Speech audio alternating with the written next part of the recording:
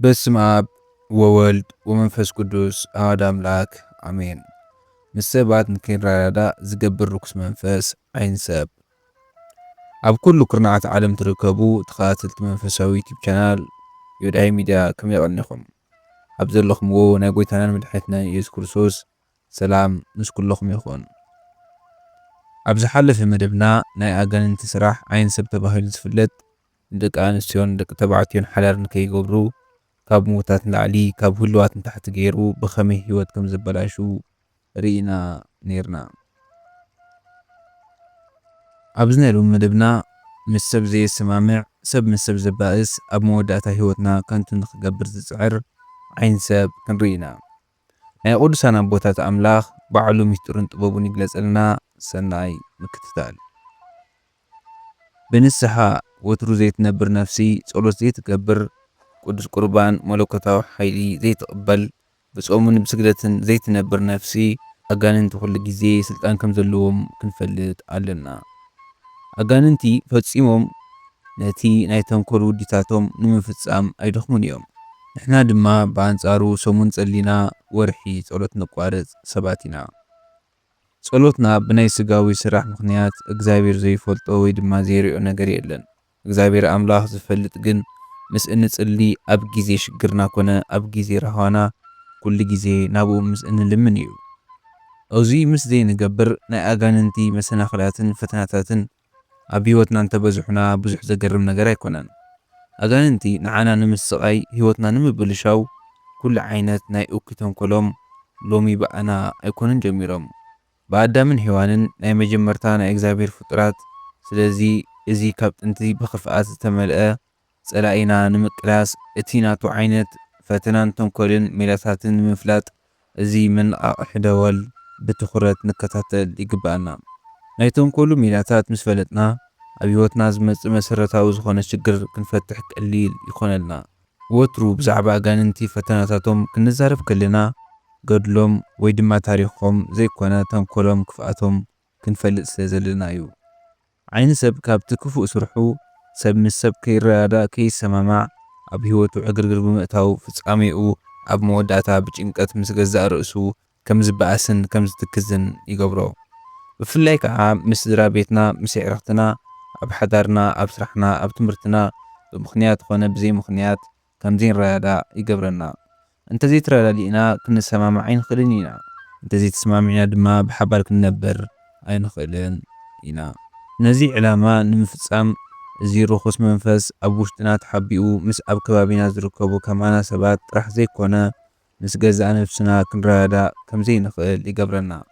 ኩሉ ግዜ ድማ ንደልዮ ገዲፍና ዘይንደልዮ እናገበርና ንነብር። ቅድሚ ጸላኢ ሰናያት ነዚ ተንኮል ክገብር ዝጥቀመሉ ሜላታት ምርኣይና ናይ ገዛእ ርእስና ባህሪ ወይ ድማ ጠባይ ዘይንፈልጥ ኣታዊ ወፃኢ ዝኾነ ክርዳእካ ዘይኽእል ጠባይ ዘለና ንነፍስና እናፈተሽና ንኸይድ። ዓይኒ ሰብ ንደቂ ሰባት ንከይሰማምዑ ዝጥቀመሉ ሜላታት ብኽልተ መንገዲ ከፊልና ክንሪኦም ኢና። ቀዳማይ ካብ ማህፀን ኣትሒዙ ምሳና ብምውላድ እቲ ናቱ ጠባይ ምሳና ብምውህሃድ ክዓቢ ከሎ እዩ። እግዚኣብሔር ካብቲ ኩሉ ዝሃበና ጸጋታት ሓደ ናይ ባህሪ ጸጋ እዩ። እዚ ጸጋ ምስ ዝህልወና እዩ ከዓ ሰባት ተሰማሚዕና ክንነብር ንኽእል።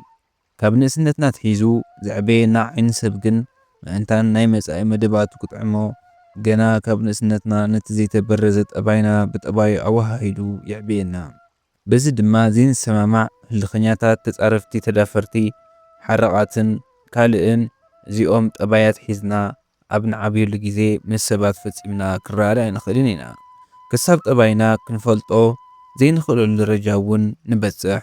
እቲ ዝገርም ነገር ናይዚ ርኩስ መንፈስ ተንኮሉ ሰኣን ምርዳእ ንሱ ስርሑ ክሰርሕ ከሎ ወለድና ወይ ኣሕዋትና ብሓፈሻ ኣብ ዙርያና ዘለዉ ሰባት ግን ናይ ኣቦ እዩ ወሲዱ ናይ ኣዳ እያ ወሲዳ እዚኮ ሓረቕ እዩ ሓረቕ እያ እዚኮ ህልኸኛ እዩ ከም ሓወቡን እናበሉ ነቲ ሕማቕ ጠባይና ይለማመድዎ።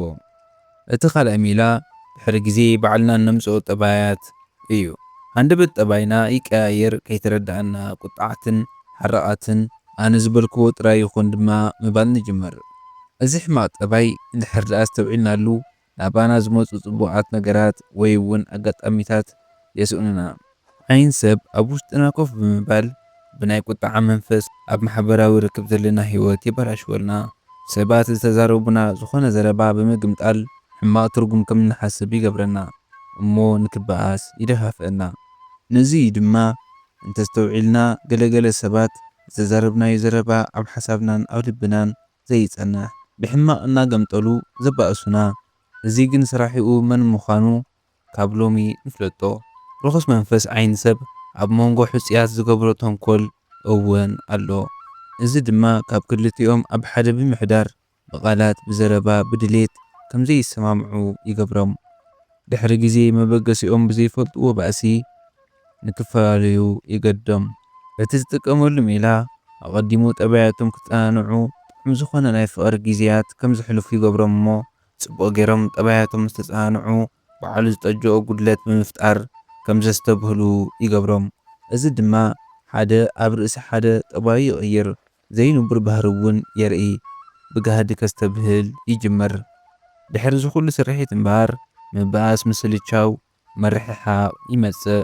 እቲ ዘሕዝን ነገር እዞም ሕፁያት ረኺብዎም ዘሎ ዘይምርድዳእ መጀመርታ ንዖኦም ከም ቅኑዕ ምኽንያት ገይሩ እዩ ዘርእዮም።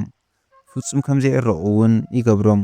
ድሕሪ ግዜ ርኩስ መንፈስ ዕላምኡ ምስ ሃረመ እቶም ክልተ ሕፅያት ከዓ ነናቶም ህይወት ምስ ሓዙ ንሓዲኦም እቲ ጌጋ ከሪኦምን ከረድኦምን ይጅምር እሞ ኣብ ጣዕሳ ከም ዝነብር ካሊእ መንገዲ ከም ዘየለ ገይሩ ህይወቱ ከም ዝጸልመተ ገይሩ ይረድኦ። እዚ ናይ ሎሚ ፍቕሪ ናይ ጽባሕ ሓዳር ዘይፈቱ ዓይን ሰብ ንኽልተ ሕፁያት እናተፋቐሩ ከለዉ ምኽንያት እናምጽአ ከም ዝበኣሱ ይገብር።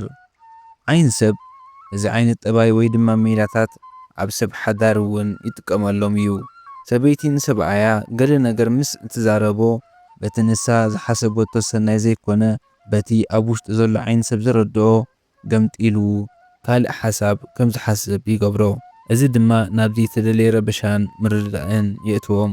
ብኻልእ ኣብ ውሽጢ ሰበይቲ ዘሎ ዓይን ሰብ ሰብኣያ ገና ገዛ ኣትዩ ኮፍ ከይበለ ብቆዮቓን ብዘረባን ከም እትቕበሎ ይገብር። በዚ ምኽንያት ከዓ ኣብ ዘይተደለየ ምግርጫው ይኣትዉ ክሳብ ማዕረ ምትህርራም እውን ይበጽሑ። ኣብዚ ሰዓት ኣብ ርእሶም ዘቐመጦ መፍትሒ ኮይኑ ዝስምዖም ሓደ ሓሳብ ኣሎ። ንሱ ከዓ ፍትሕ እዩ።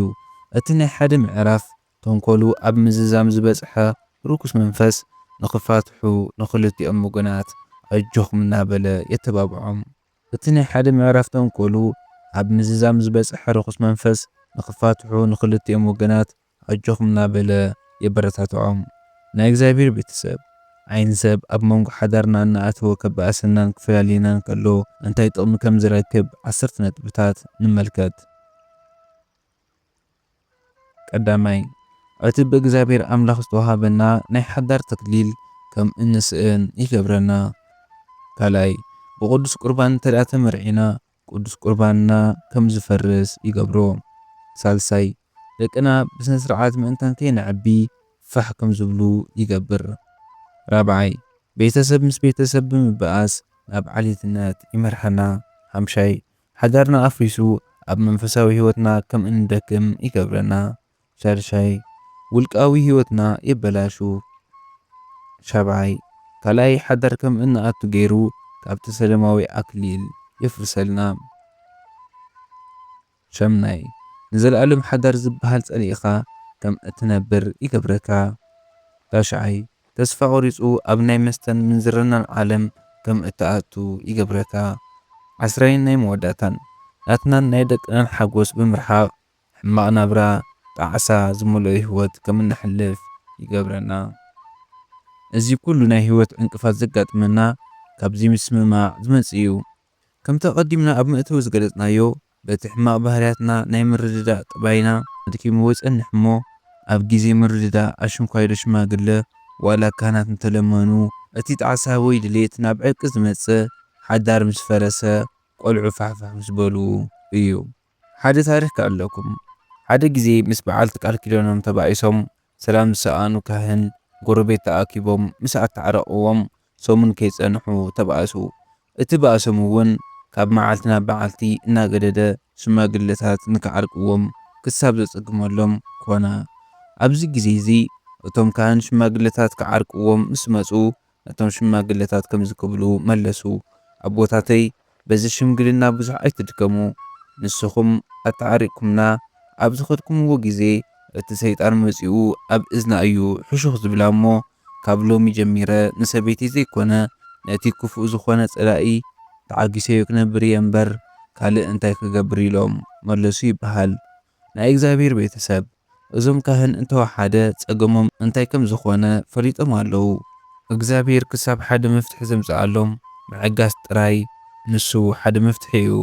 እዚ ዓይነት ብልሓት ግን ኣባና ስለ ዘየለ ፍትሕን ምፍላይን ከም ሓደ መፍትሒ ጌርና ንወስዶ። እቲ ካልእ ተንኰል ናይ ዓይኒ ሰብ ጽቡቕ ስራሕ ጀሚርና ምስ ተቖጸርና ምስ መሳርሕትናን ምስ ሓለፍትናን ዘገራጩን ዘባእስን መንፈስ እዩ። በዚ ምኽንያት ምስ ወርቂ ኢድና ስራሕ ንገድፎ ወይ ድማ እናተባእስና ስራሕና ከም እንሰርሕ ይገብረና። በዚ ምኽንያት እዩ ዓይኒ ሰብ ካብቲ ስራሕ ክንኸስቦ ዝግባአና ነገራት ማለት ትምህርቲ፣ ተመክሮ፣ ናይ ስራሕ ዕቤት ከይረኸብና ብመሳርሕትናን ሓለፍትናን ከይተመስገንና እናተገራጨና ከም እንነብር ይገብረና። ካብ ሰብ ተፈላሊና ኣነ ምስ ሰብ ክነብር ኣይክእልን እየ ናብ ዝብል መደምደምታ የብፅሐና እሞ ሰብ ኣብ ዝነብረሉ ዓለም እናነበርና ሰብ ከም ዘይብልና ይገብረና። ህይወትና እውን ባዶ ይኸውን። ካብ ሰብ ተፈልዮም ዝነብሩ ሰባት ጽምዋ ከም ሓደ መሐብኢ እዮም ዝጥቀምሉ። ጽምዋ ክበዝሕ ከሎ ግን ናብ ናይ ኣእምሮ ሕማም፣ ናይ ስነ ልቦና ጸገም ክሳብ ነፍስኻ ምጥፋእ እዩ ዝመርሕ። ብኻልእ ዓይኒ ሰብ ብጣዕሚ ክፉእ ካብ ምዃኑ ዝተለዓለ ምስ ስድራ ቤትናን ኣዝማድናን ፈተውትናን ከም ዘይንሰማማዕ ይገብር። ምስ ዓበና ንስድራ ቤትና ዘይንሕግዝ ዋላ ሓንቲ ሓላፍነት ከም ዘይብልና ስድራ ቤትና ከም እንጸልኦም ገይሩ ካብኦም ንዘመናት የርሕቐና። ስድራ እግዚኣብሔር ኣምላኽ እዚ ዘለናዮ ዘመን ካብቲ ዝሓለፈ ዘመን ብዝበለጸ ፍትሕን ባእስን ንሪኤሉን ንሰምዓሉን ዘለና ግዜ እዩ። ዘይተረጋግዐ መንፈስ ሒዝና ዝተረጋግዐ ህይወትን ሓዳርን ክንመርሕ ዘይሕሰብ እዩ። ስለዚ ኣብ ዝኾነ ግዜ ካብ ናይ ተፈጥሮ ባህሪና ፍልይ ዝበለ ሓድሽ ባህሪ ምስ እንርኢ ኮፍ ኢልና ምሕሳብ ስለ ዘድልየና እዩ። ምስ ሓዳርና ምስ ናይ መጻኢ መጻምድና ምስ ኣዕርኽትና ኣብ መንጎና ዝኾነ ዘይምርድዳእ ክፍጠር እንከሎ ህድእ ኢልካ ምሕሳብ ምዕጋስ ነቲ ነገር ብመንፈሳዊ ዓይኒ ምርኣይ የድሊ። ነፍስና ምቁፅጻር ናይ ቁጣዓ ናይ ፀርፊ ባህሪ እንተ ደኣ ምግታእ ጀሚርና ዓይን ሰብ ናብ ዝኸፍአ ነገር ከብፅሕና ኣይኽእልን እዩ። መንፈሳዊ ሰብ ምዃን እቲ ዝዓበየ ጥቕሚ መለኮታዊ ዋሕስ ዝኾነና ሓላዊ ምርካብ እዩ። ኣብ መንፈሳዊ ህይወትና ምስ እንብርትዕ እቲ ውግእ ሜዳ ናትና እዩ ዝኸውን። ንዕወተሉ ከዓ ስለ ኩሉ ነገር እግዚኣብሔር ይመስገን። ክብርና ኣምላኽ። ሰላም